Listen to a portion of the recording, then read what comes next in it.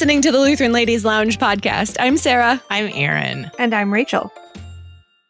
Today, we have a book club wrap-up episode, and you may notice that we're down one person, and that is because today is our first day recording without our beloved Brie Grzewski. We just threw a smashing farewell party, though, so if you haven't listened to our farewell party episode, you should totally do that. You might laugh and also cry, and everything in between.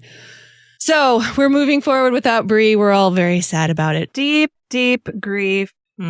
Deep grief. It's Deep true. Wailing. Deeply wailing. Deeply wailing. Yes.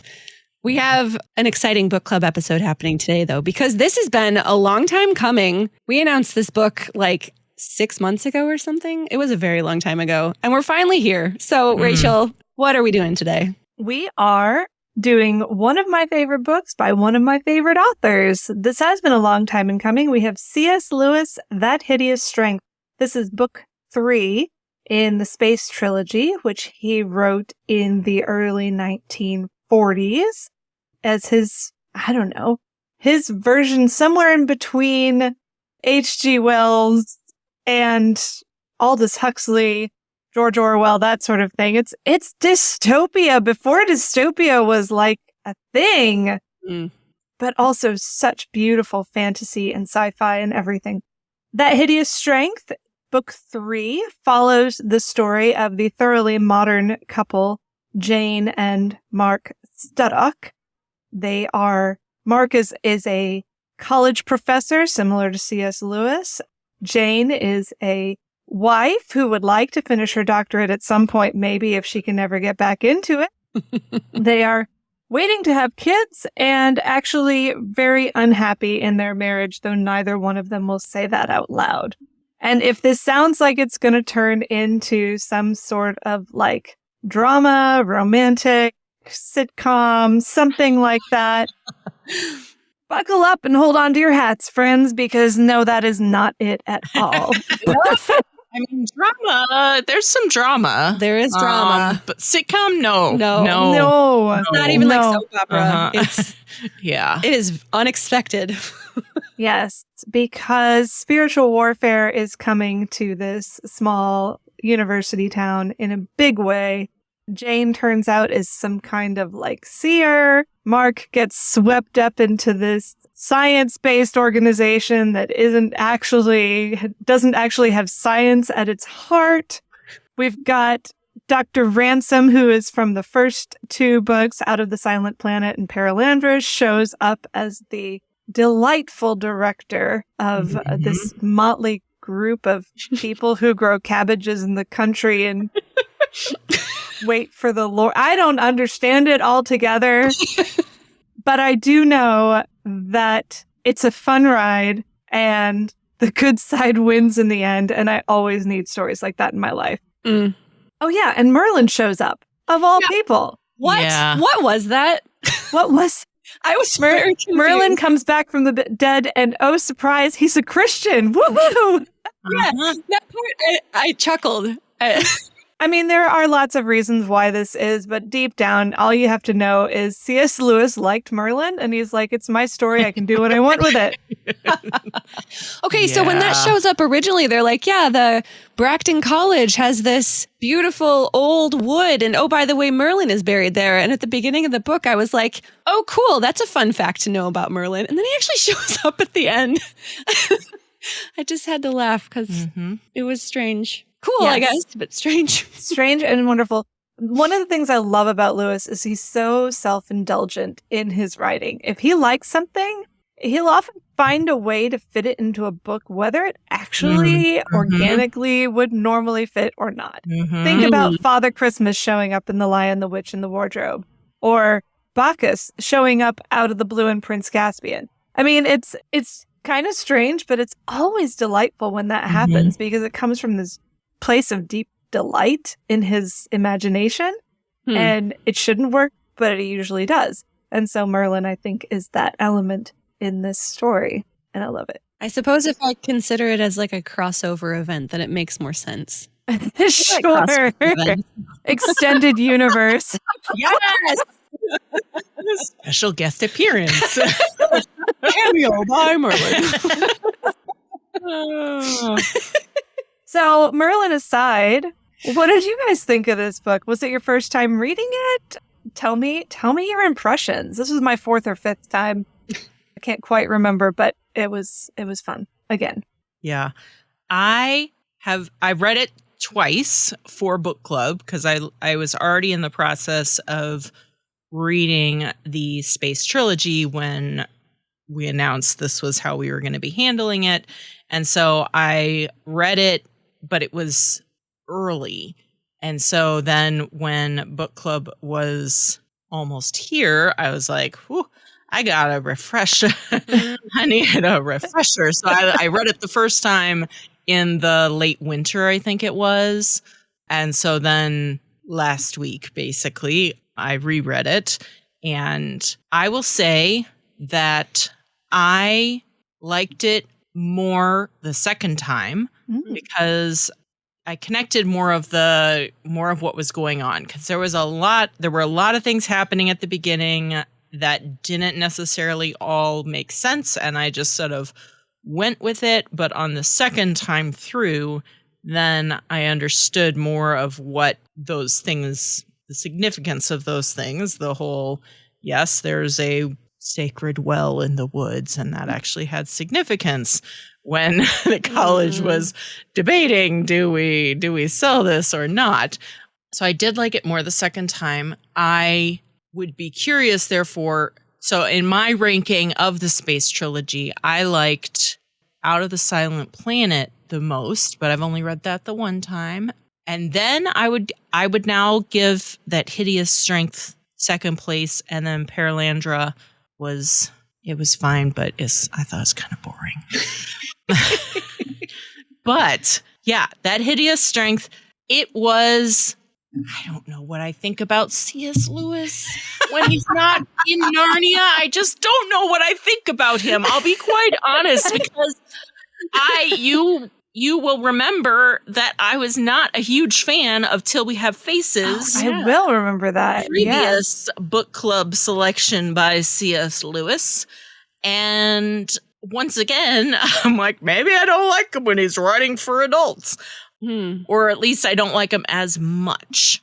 I did, like I said, I did really enjoy Out of the Silent Planet. So that was good. And I do like That Hideous Strength more than Till We Have Faces. That one still remains on the bottom of the list. But yeah, I don't know. This one, there was a lot to it, and sorry, I'm sort of processing aloud as we're talking here. There were parts of it that were very uncomfortable, uncomfortable and or disturbing, and I didn't quite expect those. So there was that element, which always then gives me pause as I consider, how do I actually feel about the whole book? Well written in that it was highly effective in making me disturbed. So I'm curious about what, when you talk about uncomfortable, what do you mean? Because I realized in this recent reread, partly because I was evaluating it as whether or not it would make a good audiobook to share with the family. There were some parts at the end that were a little more graphic than I remembered. I read this book first in my late teens, and it didn't even faze me at the time. But then when you're looking at sharing something with smaller children, you suddenly realize, this read out loud in slow motion, and heaven forbid they make a movie of it. This is not exactly G-rated here. No. Right. So anyone out there who read this and was disturbed in that way, my apologies. Although I've got to say, even so, that particular content in showing the end of evil and what comes when people reject God and embrace evil, I don't think that goes further than, say, the Bible does in its depictions. So, that is a qualifier. So were you talking that kind of uncomfortable and disturbing, or something more philosophical? So that part would be more the not so much philosophical, more of that. So like the ending, although that part did feel more of that was more straightforward and was dealing out justice, if you will. Much justice was dealt. Yes, much justice was dealt. But the torture scene, while not super explicit, was plenty explicit enough for my brain to paint the picture. Yeah.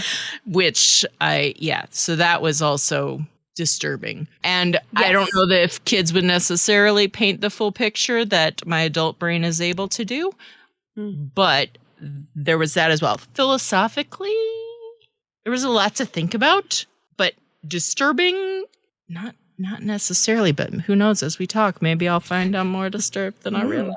All right. I look forward to that. Yeah. Sarah, what did you think? So this was my first time through the Space Trilogy. I was super stoked that I finally had a reason to actually sit down and read it. I've been meaning to read it for ages.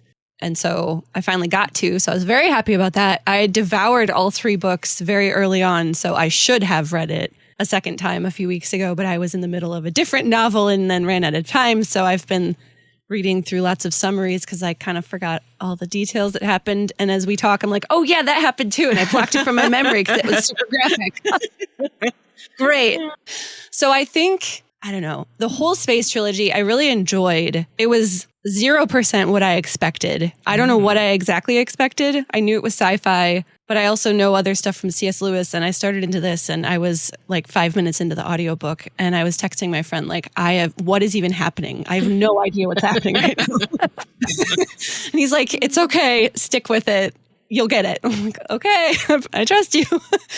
I would probably say that Hideous Strength is my 3rd favorite. I'm tied between Out of the Silent Planet and Paralandra as my favorite, only because Paralandra was super slow to get into. I had to tough that one out for a while.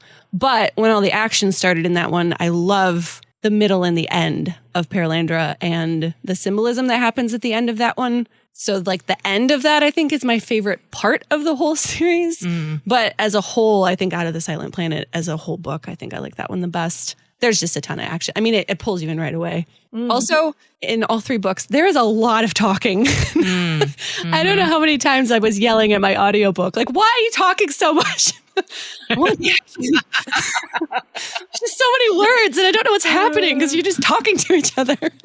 So I had a really hard time following what was happening at the beginning of That Hideous Strength. So I think if I went back and read it again, I might like it more the second time, now knowing what actually happens. But I was texting you guys too at the beginning of That Hideous Strength. Like, I don't understand. I don't get it. It did get better though. And once I kind of sorted out because there's so many people. So in the first 2 books, there's like 3, maybe 4 main characters. True. That's it. So there's not a lot of people to follow. Yeah. And I have a hard time with books that have a lot of characters. I can never remember who they are and what they're doing. I have the same problem with Lord of the Rings. I can't remember all the people and what they do. So there's like 15 people at the beginning of That Hideous Strength in like the first chapter, and it was rough. But dystopian stuff is not totally my cup of tea, which is part of it. But the storyline was very interesting. Honestly, at parts of it, I wasn't totally sure that good was going to win. I kind of figured it would because it's C.S. Lewis. But in parts of it, I was like, how is this going to work out? Because I couldn't see how he was going to manage to make everything work. And then Merlin shows up and I was just very confused. I wasn't sure where Ransom was going to show up either. I figured he was going to as a kind of like the theme, the thread through all 3 of the books. So it was kind of fun when he showed up and then things started making a lot more sense. I think I was more psychologically, I don't know about disturbed, but there were a lot more instances because maybe it's dystopian-ish. There were things that were happening in the book that my brain was like, oh, this feels far too familiar as some evil that we experience still in the world. And it may not be exactly the same, but it makes me feel kind of weird inside. And yeah, there was the graphic parts. I was not expecting to be that graphic. I think probably the graphic parts are more noticeable in audiobook. Oh, yes. I was not expecting them to happen. And I don't like graphic stuff to begin with. Yeah, I can't watch graphic movies. That's one reason why I prefer paper books, over audiobooks is that my reading pace speeds up and slows down based on whether I want to savor or skim. And you really can't do that with audiobooks as well. So I get that. Yeah, I was shrieking a bit during those parts. I'm sorry. I'm so sorry. I should have told you, but I forgot myself until I was in it. So like I'm listening on like my earbuds too, so it's like in my head. Okay, so anyone who hasn't read the book yet, you have been warned. I'm sorry. It's just like the last part of the book though. And I guess you could say the same thing about the Book of Lamentations or Genesis, or, you know, if you're not expecting it, it can be a little more intense than maybe you were thinking it would be. It is interesting that you both have sort of commented on the reading experience in a way that sort of reinforces something I've noticed about C.S. Lewis as a writer. He is a wonderful writer. He is a great storyteller. He is an insightful cultural critic and theologian and philosopher and all that. He's not necessarily the world's greatest novelist. That he just sometimes seems to struggle with how you put all the pieces together to make a full-length, coherent novel. He's got a lot to say and a lot of stories to tell, but that something in the technique is kind of sometimes a little weak. And I'll acknowledge that full out. He didn't write that many novels, and the ones that he had sometimes don't feel as satisfying as they could. So we started reading Lord of the Rings, and now that I know what I know about Lewis and Tolkien being like their writing being really closely related, it was very interesting that the Lord of the Rings movie, you don't notice it as much, but reading the book, there is also a ton of talking in that book too. Yeah. There's like an hour-long chapter that is a conversation between two people. So I kind of understand that more now after reading C.S. Lewis and then actually reading Tolkien. Things make a lot more sense. And there's a Eldil character that is a very similar name in Lord of the Rings and the Space Trilogy. So I don't know if that's just coincidence that they both kind of managed to pick a similar name for a godlike creature, or if one of them stole the other one. Was a bit of a fanboy of Tolkien's. Yeah, you definitely see some homages to Tolkien. Tolkien's work, some of which weren't actually published yet, but that Lewis had, was an early reader for, and he just loved it. And so he references and puts in a few nods to his friend's imaginative world. Yeah. Just really cool. You can see it. It's cool. Yeah. So, all right, the book was a little disturbing in places, a little slow in other places, a lot of talking. And yet, the reason we picked this book was because we thought we could do a lot of talking about it. There's a lot to chew on here. And so, as we usually do, I will throw it to each of you and ask you, was there a question that we discussed in our online book club this week, to which over 50 women came and so many people participated and threw out some crazy insightful comments along the way? But were there any questions in that discussion that you guys would especially like to go into a little bit more in depth here?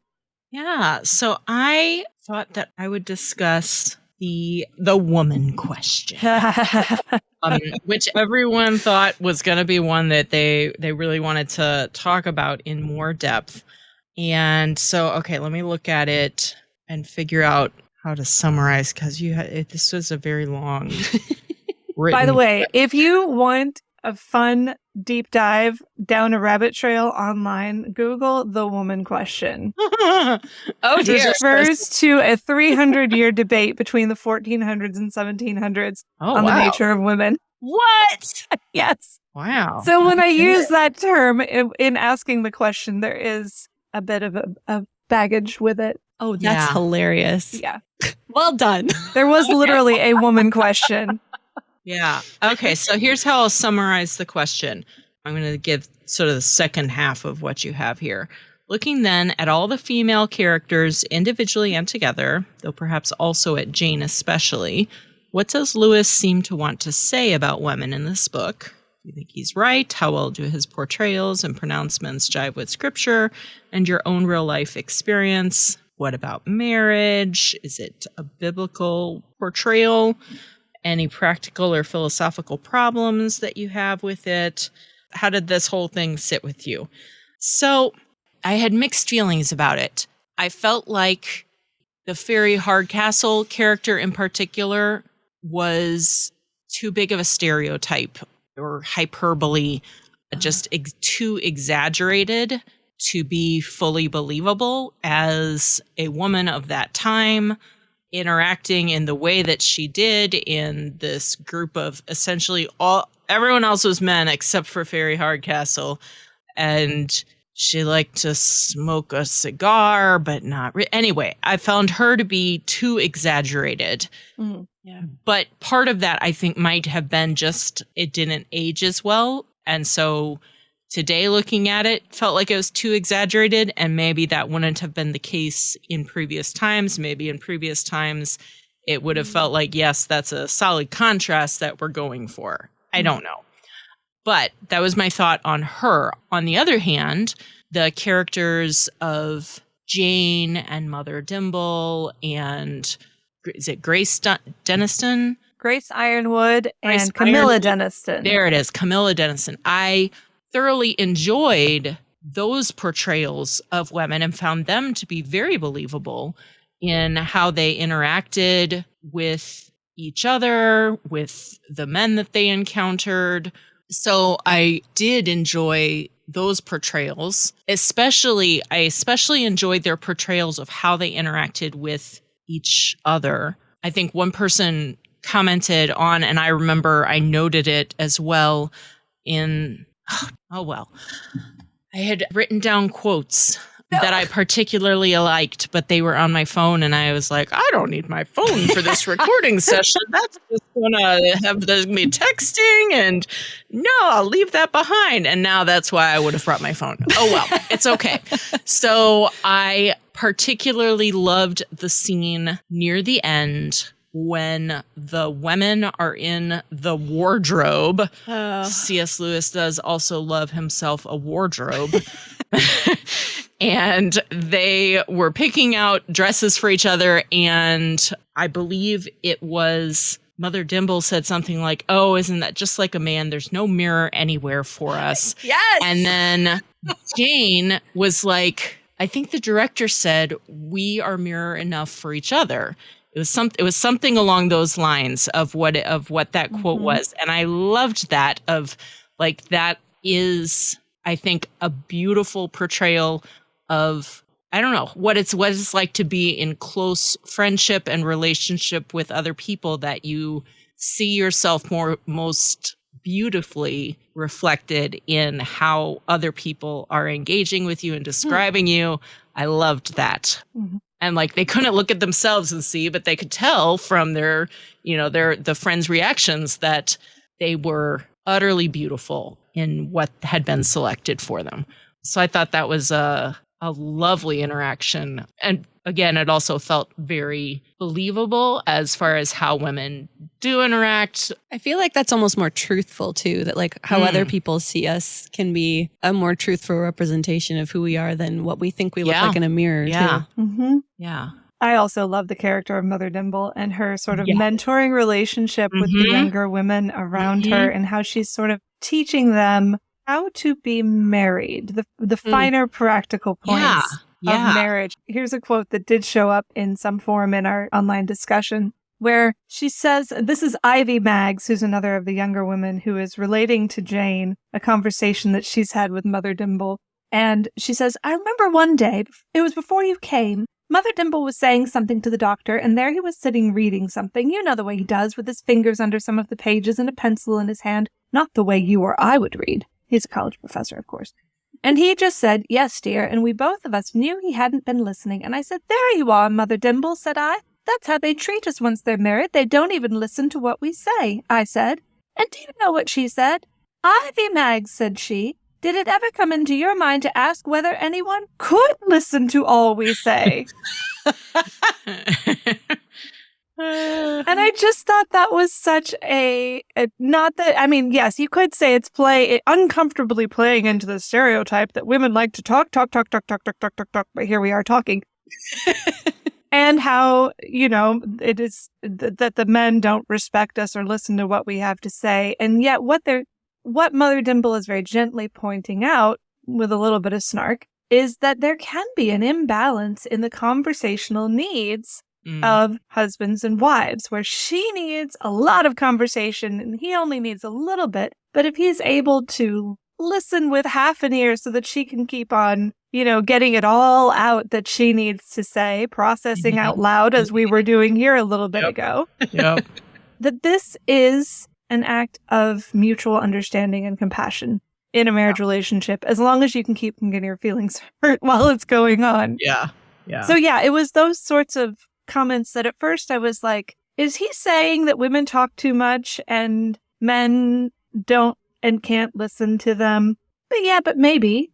Anyway, lots of moments like that in the book. That was just one little snapshot of Mother Dimple and Professor Dimple and how they interact. But there were others where you could see that there was a true loving relationship. So it was a nicely portrayed relationship of marriage. When Professor Dimple was getting ready to go off to one of the big conflicts, and they were sort of talking with each other, and it was very nicely done. Now, here's the other one though.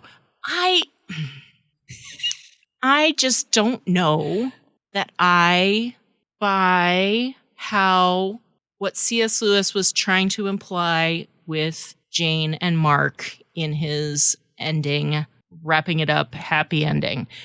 We really didn't see them interact hard. I mean, their interactions with each other were minimal in the book. Almost all of the book was spent apart. Clearly, they had an unhealthy relationship. Yes, that was clearly portrayed. Clearly, they both also each had a lot of their own unhealthiness that they brought to that unhealthy whole. A Christian marriage. No. And yet I felt like he was implying that, okay, I've fixed each of them separately, so therefore they're good to go. And I don't think that's how it works. Yes, okay, we're on a better foot forward, but they had such an unhealthy marriage. I don't think just fixing each of them individually is now they're good to go and they've got nothing else to worry about, which I felt like that's what he implied, but he didn't spend hardly any time on it, so it's probably a small quibble. Nevertheless, it did stick with me and rub me the wrong way. The end also... Yeah, I feel what you're saying, because when I read it, it just kind of like ended and I was like, wait, what? Huh? Like, how are they actually okay? Like, you don't really get a whole lot of... The story ends before they actually are reunited. Yeah. So there's a lot of questions. Their relationship is a fairly significant part of the book, and how they're relating to each other, and the fact that they are not getting along. Like, that's a big factor in what happens to the two of them separately. That he views her as a trophy wife, and she views him as a nuisance and somebody to be kept as far away from her inner self as possible. Yeah. That doesn't just get fixed. He realizes through his adventures that he desires her as a woman and as an individual in a way that transcends any sort of worldly practicalities, which is a big leap for him. Yeah. And she learns, and I'm going to say this word, don't throw up. She learns to submit. There it is. First to the director, Dr. Ransom, and then to Christ. And only finally, last but not least, to this utter dork that is her husband. And to realize that the thing she has to do to make their marriage work is to let him in. All the talk early on, and I did not mention this in our book club discussion, but I kept thinking about it. Mark just wants to be inside the inner ring, at the heart of the fellowship. And Jane keeps pushing him out. And so he goes, everywhere he goes, Mark just wants to be in the in crowd. But Jane just wants to be free. She doesn't want to be, what does she call it, drawn in She doesn't want to give up her own individuality, her own, scholarly career, all the rest of that. And yet she keeps pushing Mark away. And so I think the beautiful vision at the end and what does... Oh, it's just coming to me. What is the last line in the book, you guys? She opened her arms. Exactly like Mark. Obviously, it was high time she went in. So they are each entering into fellowship with one another. Spiritual fellowship, because they both are little baby Christians at this point. But also, as we did when we covered Dr. Kleinig's Theology of the Body book, this is also a physical fellowship as well. That has not been, that their marriage has never really truly been consummated in the old sense of the word. And so, anyway, it's a really interesting ending. But you're right, it is unsatisfying. Like so many good stories about marriage were ultimately left on the outside. True. Because it's private. You got to draw the curtains at some point, right? Yeah. Yeah, it's uncomfortable. I asked the question the way I did because so much that is in this book about women and about marriage is so unfashionable today. And I wanted people to know that it's okay to acknowledge that when you talk about submission or childbearing, or, there's this line in the book where the director says to Jane, basically his final blessing to her is have no more dreams, have children instead. And the first time I read this as a young woman, my visceral reaction was, no, she's basically a superhero who can see the future. Why would you take that away from her and just make her have babies instead? So that was... Yeah. that was my young woman's response to that. But, now with 20 years more under my belt, like, okay, what's also a superhero power? Bringing new souls into the world. Like, that's actually cooler. Just because it's more common doesn't mean it isn't an amazing, amazing gift. Yep. So. Absolutely. All right, Sarah, do you have a question for us? On a total shift of gears, let's talk about terrible things. So, question 4 on the dystopian theme. Like other dystopian sci-fi of the era, George Orwell's 1984, Aldous Huxley's Brave New World, this book feels, in many ways, maybe even prophetic. What broad cultural trends did Lewis notice and write into his still eerily relevant novel that you still see bearing fruit even today?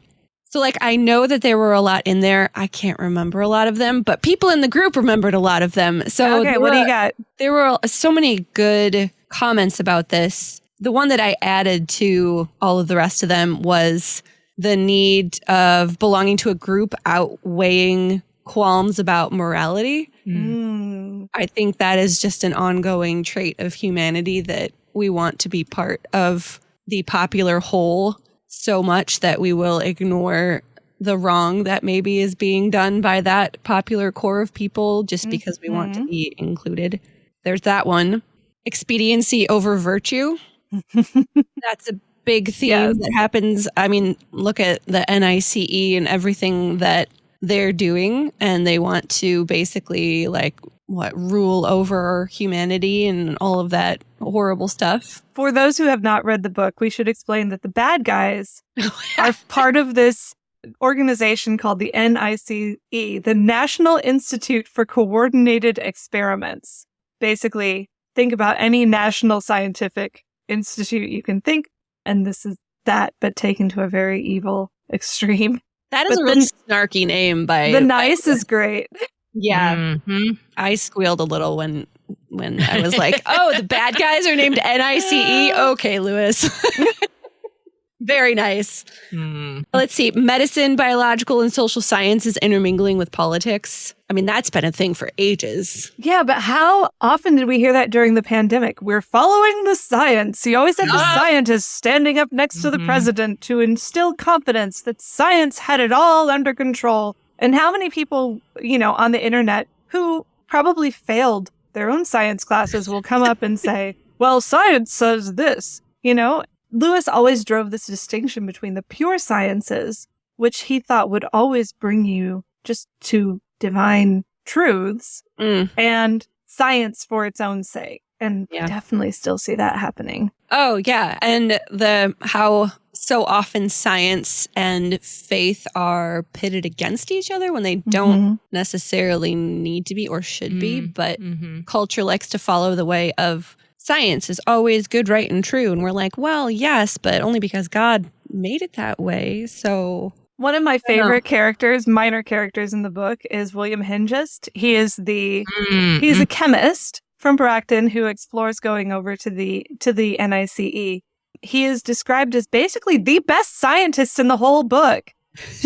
And he goes over there, best actual scientist, the guy who's actually done proper science. He goes over there, decides this isn't science, decides to leave, and they send people to assassinate him on his road home. Like, this is the fake scientists have no patience or tolerance for real science. And now with like all of the AI stuff that's really come about in the recent scientific discoveries, like this is an ongoing thing forever and ever of what new technology are we going to try to replace God with? So, let's see. Oh, pursuing the woman question again, pursuing a career instead of having children seemed like a remarkably modern as opposed to 1940s social norms. But I think you and I both commented on that's also probably been around a lot longer than before Lewis. It has, especially when you think about what was taking place among the upper classes. If you watch some of those old 1930s and 40s Hollywood movies, you'll see that scenario there. And in the intelligentsia, of course, lots of that. And so what starts with the cool kids trickles down to broader society pretty early on. Yeah. Media having sway over public. Media. The whole propaganda thing, that was one of the philosophical things that made me super uncomfortable because, this has been going on. Propaganda is like super old, right? It's been going on forever. But our recent foray into all the fake news stuff and what social media has done for people believing or not believing what you see online, and, a whole generation probably of people who see stuff online and are like, I don't believe that until I can actually verify it with my own two eyes. Like, I don't believe a lot of stuff I see online unless I actually can read multiple, like, it's really hard to know what's true on the internet these days. But like that isn't new now. It wasn't new in the 40s either. Yeah. So in the book, Mark gets to the NICE and is like, all right, when can I start doing proper sociology stuff? And they're like, actually, we want you to write newspaper articles for newspapers on both sides of the political divide, and to use your credibility and your excellent writing skills to, put forward the agenda of the NICE. And they're like, you can start by writing about this riot in Edgestowe, where Bracton College is. And he goes, what riot? The one that's happening tomorrow. Here are the details. We're going to orchestrate it. We just need to get on top of the news cycle. And that sort of stuff, you're like, part of me wants to say, was Lewis a conspiracy theory nut? But you realize he was kind of in the thick of a lot of these kinds of conversations right in the middle of Oxford and later Cambridge. Like, so maybe it is eerie.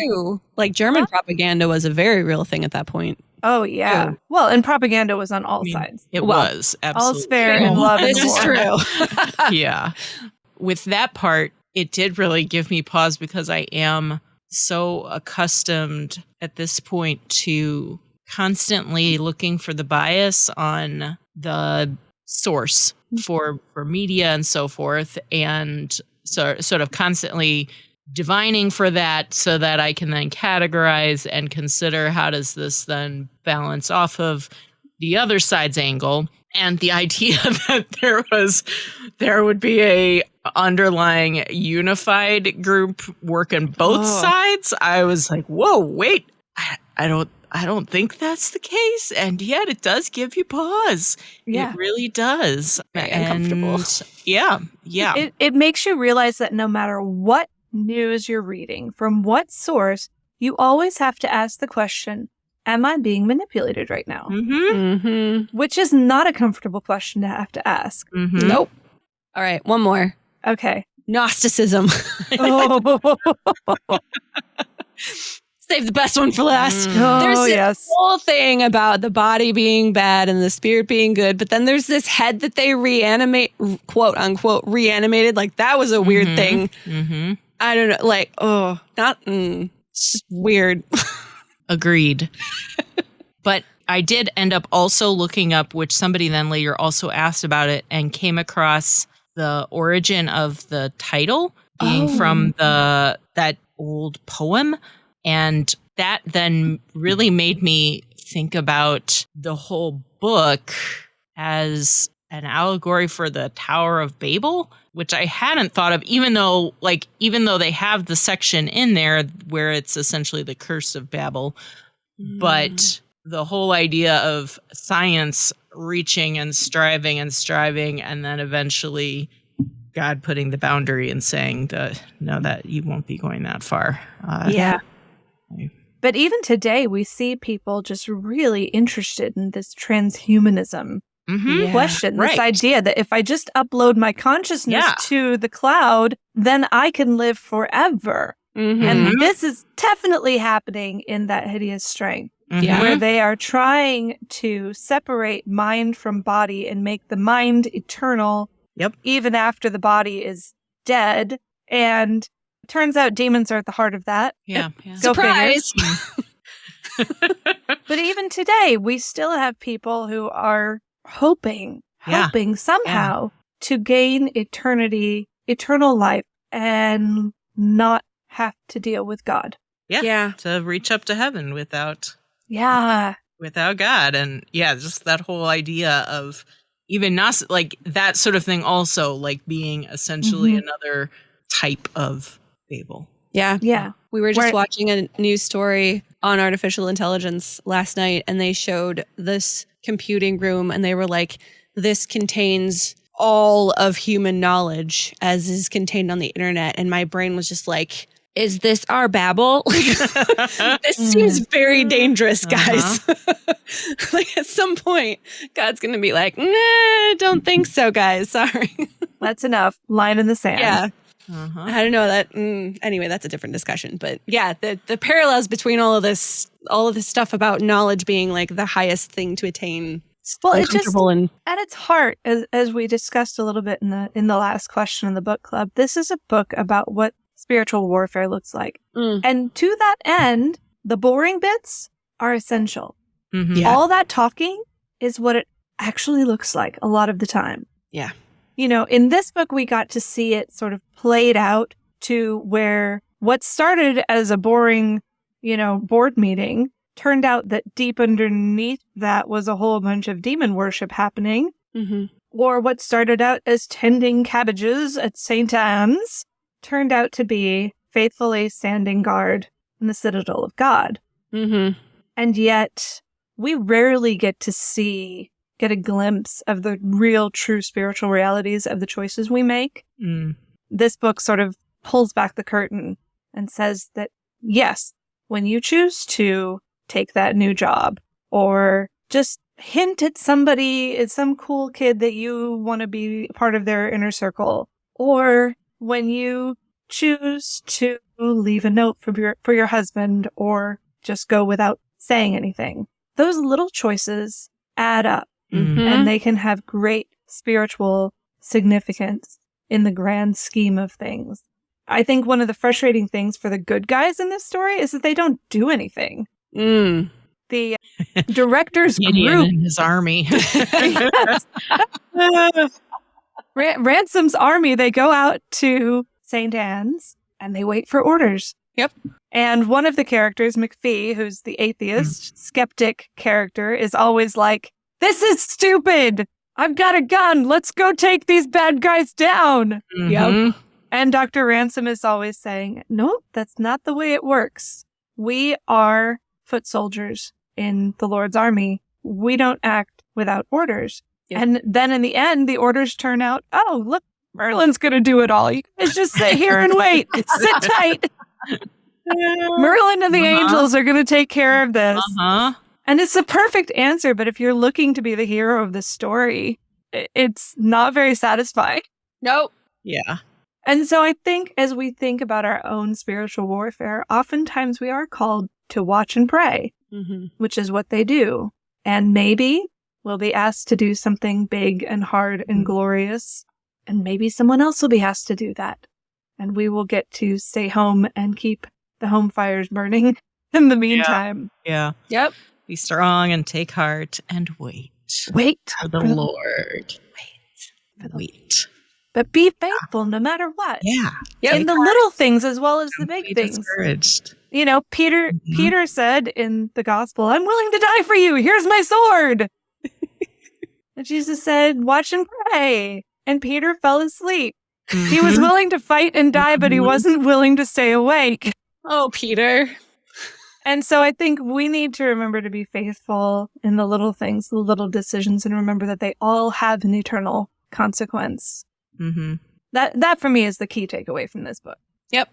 Well, thanks for going with me on this one. I've had a lot of fun with C.S. Lewis. And in fact, I was you know this because from earlier discussions, I really wanted just to make this entire year the year of C.S. Lewis. Because my favorite C.S. Lewis book we have not even gotten to yet, but I think we're going to actually save that for future. If you want to know what my favorite C.S. Lewis book is and get a jump on it for, a year or two out when we finally get back around to this, it is and always will be the Screwtape Letters, which you can read in about 2 hours. And we will do that one at some point. I read that one at least once or twice a year to my great benefit and delight. But in the meantime, while I was pondering how much C.S. Lewis we could cram into 2023 and how much our loyal book club readers would actually go for, our friends at CPH announced and have now released a book that I think we're going to need to look at together. Yes.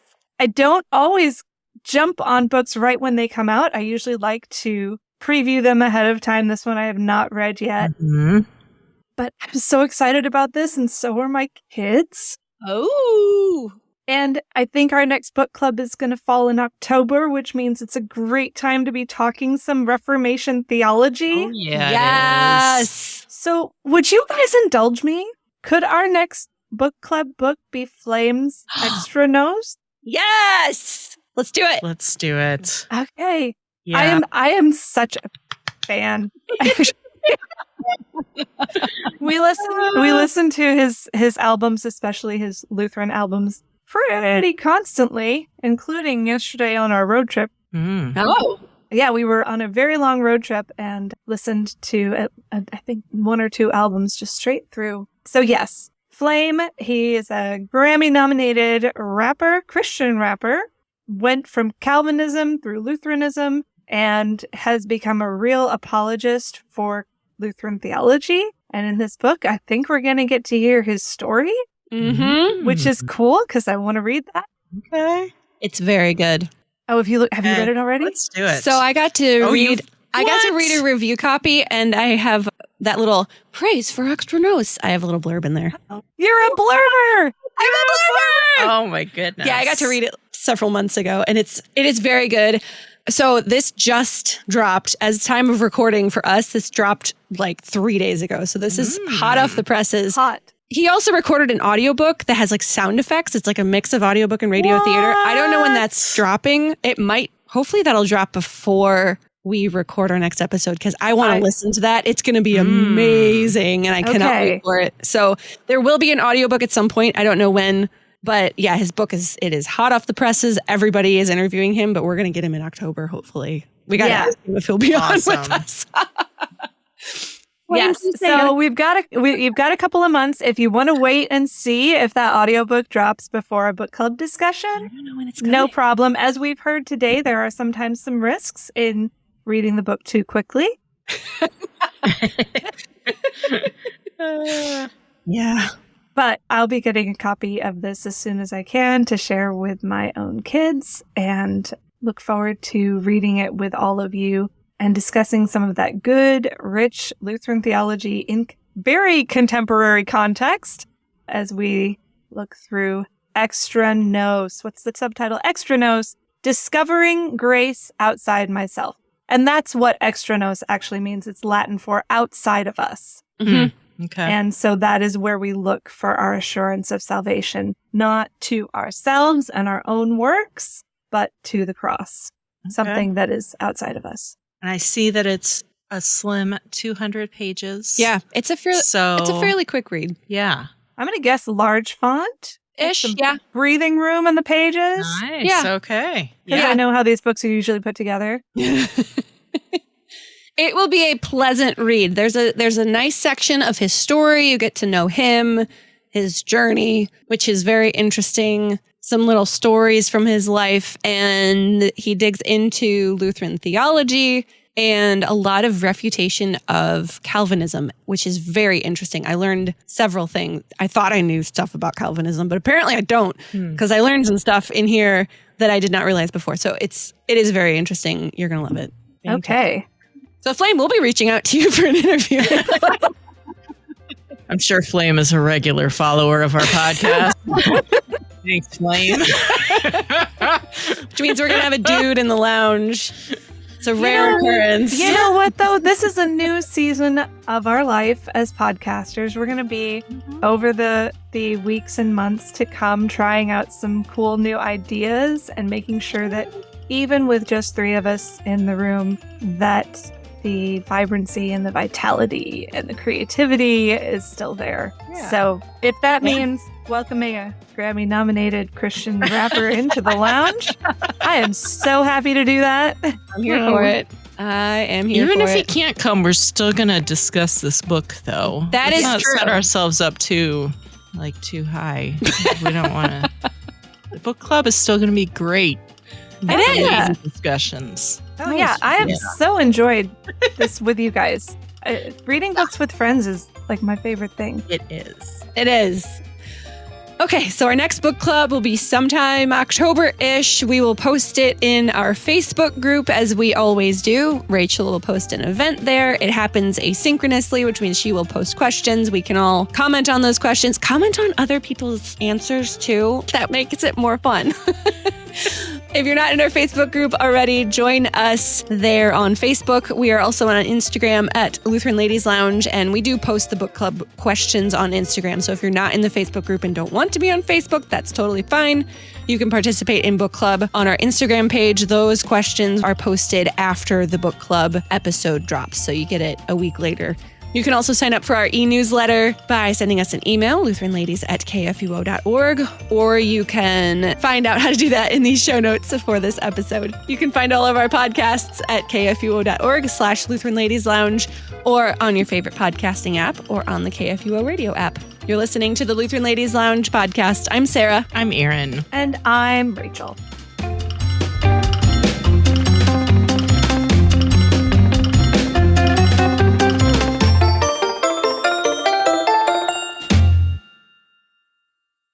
Views and opinions expressed on the Lutheran Ladies Lounge podcast may not represent the official position of the management or ownership of KFUO Radio, the Lutheran Church Missouri Synod. The Lutheran Ladies Lounge is produced by KFUO Radio and available at kfuo.org or wherever you get your podcasts. Don't forget to hit that subscribe button and leave a review for us too. If you love the Lutheran Ladies Lounge podcast, consider financially supporting our producer, KFUO Radio, so we can keep doing what we do. Find out how at kfuo.org/give. In the meantime, while I was thinking, how much C.S. Lewis can we cram into 2023? How many 20s are in 2023?